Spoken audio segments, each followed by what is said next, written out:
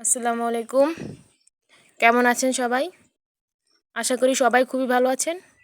আমার আজকের রেসিপি হলো চুলায় সুজির রসবড়া। এই রসবড়াটা খেতে ভীষণ মজার।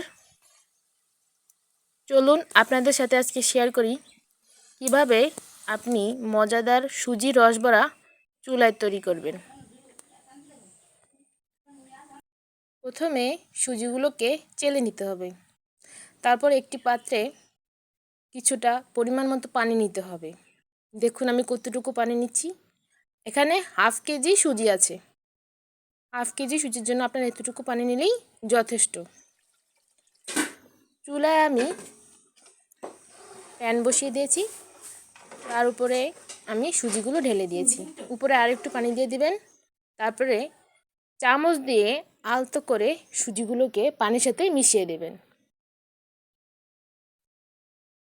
মিশিয়ে দেওয়ার পরে এগুলোকে কিছুক্ষণ পর পর আপনার নাড়তে হবে। দেখুন পানিগুলো ফুটে উঠেছে। এরপর আমি আরও কিছু পানি যোগ করলাম। পানিটা যোগ করার পরে আপনি পানি এবং সুজির মিশ্রণটাকে নাড়তে থাকবেন যতক্ষণ না পর্যন্ত সুজির কনসিস্টেন্সিটা ঘন হয়ে যাচ্ছে। এ পর্যায়ে আমি কিছুটা তেল দিয়ে নিচ্ছি। তেল দিলে সুজিটা খুব ভালোভাবে পানির সাথে মিশ্রিত হবে এবং আপনার হাতে লেগে যাবে না। খুব ভালো করে আপনারা এভাবে নাড়বেন। দেখুন এ পর্যায়ে আমি আরও কিছুটা পানি যোগ করে নিচ্ছি। পানি যোগ করার পর এখানে আপনি চুলার ফ্লেমটা মিডিয়াম টু লো লেভেলে রাখবেন। এ পর্যায়ে আপনি চামচ দিয়ে সুজি এবং পানির মিশ্রণটাকে নাড়াতে থাকবেন চুলায়। অনবরত কিন্তু এই কাজটা করে যেতে হবে। দেখুন আগের থেকে সুজির মিশ্রণটা অনেকটা ঘন হয়ে এসছে।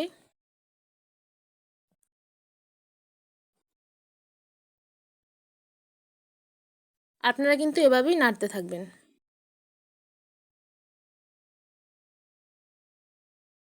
নাড়ানোর কাজটা আমি আর স্কিপ করলাম না, সম্পূর্ণটাই আপনাদেরকে দেখালাম। দেখুন সুজির মিশ্রণটা আগের থেকে কতটা ঘন হয়ে গেছে।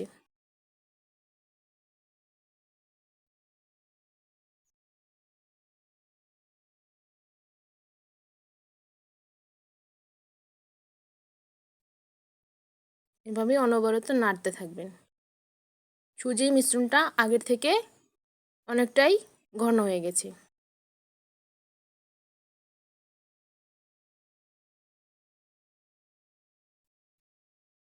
এই কাজটি করতে হবে আপনার যতক্ষণ না পর্যন্ত সুজির মিশ্রণটি এভাবে ঘন হয়ে না যায়, ততক্ষণ পর্যন্ত আপনার অনবরত নেড়ে যেতে হবে।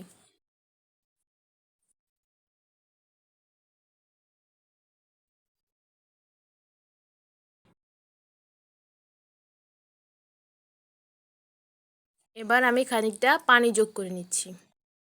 সুজির মিশ্রণটা অনেকটা ঘন হয়ে গেছে এবং এতে আমি সামান্য পরিমাণে পানি যোগ করে নিয়েছি। আপনাদেরকে বলা হয়নি, মিশ্রণটার সাথে আমি কিন্তু পরিমাণ মতো লবণও যোগ করেছিলাম।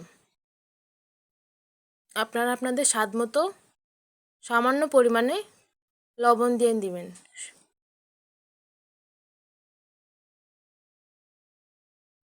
দেখুন কিভাবে নাড়তে হবে।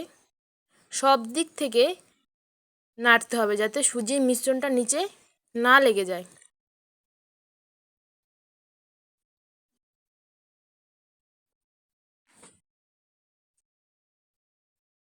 আমার সুজি তৈরি করার কাজ প্রায় কমপ্লিট। দেখুন আরেকটু নেড়ে চেড়ে আমি চুলা থেকে সুজির মিশ্রণটাকে নামিয়ে নিব। এখন কিন্তু দেখুন আমার হাতে মিশ্রণটা নিয়ে দেখেছি আমি, মিশ্রণটা কিন্তু হয়ে গেছে প্রায়। এখন আমি চুলাটা বন্ধ করে নিয়েছি। বন্ধ করে নেওয়ার পর আমি সুজিটাকে সামান্য আরেকটু নেড়ে নিচ্ছি। এ পর্যায়ে আমি যোগ করে নিচ্ছি সামান্য একটু ময়দা।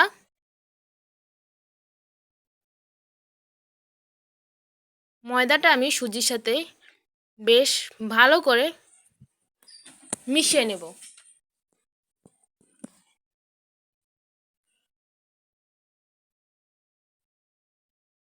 এখানে আপনারা দেখবেন ময়দার কোনো দানা যেন দলা পেকে না যায় এবং সুজির সাথে ময়দাটা যেন খুব ভালোভাবে মিশ্রিত হয়ে যায়।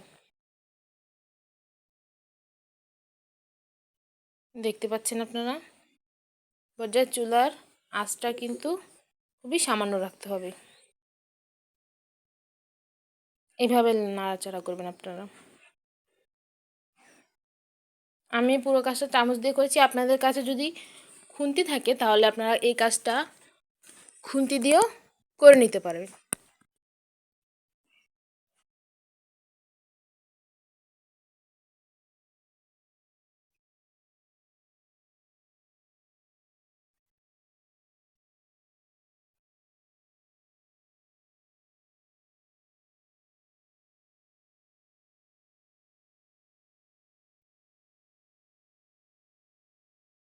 এই সম্পূর্ণ কাজটা কিন্তু আপনার চুলাতে অল্প আঁচে করতে হবে।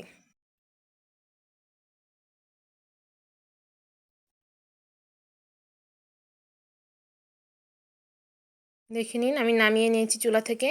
চুলা থেকে নামানোর পরও সুজির এই মিশ্রণটাকে আমি চামচ দিয়ে আরেকটু নেড়ে নিয়েছি। এবার আমি ঠান্ডা হওয়ার জন্য সুজিটাকে রেখে দিয়েছি। দেখুন, ঠান্ডা হওয়ার পর সুজিটা দেখতে এরকম হয়েছে। এবার চলুন ভেজে নেওয়ার পালা। ভেজে নেওয়ার জন্য আমি চুলাতে একটা কড়াই বসিয়ে নিয়েছি এবং বেশ অনেকটা তেল দিয়ে নিয়েছি।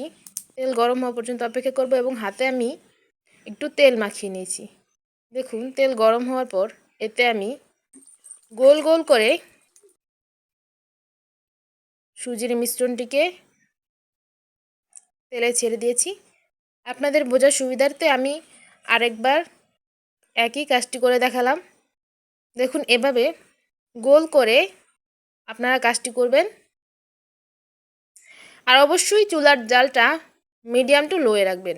বেশি জাল দিলে কিন্তু সুজির বড়াগুলো পুড়ে যাবে, ভেতরে কাঁচা রয়ে যাবে। এগুলো খেতে কিন্তু আপনার ভালো লাগবে না। দেখুন, কালারটা প্রায় হয়ে এসেছে।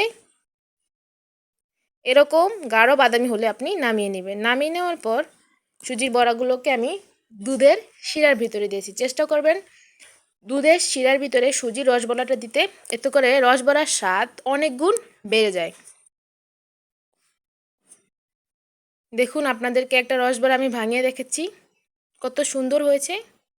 আমার আজকের ভিডিও যদি আপনাদের কাছে ভালো লাগে থাকে প্লিজ কমেন্ট করেন।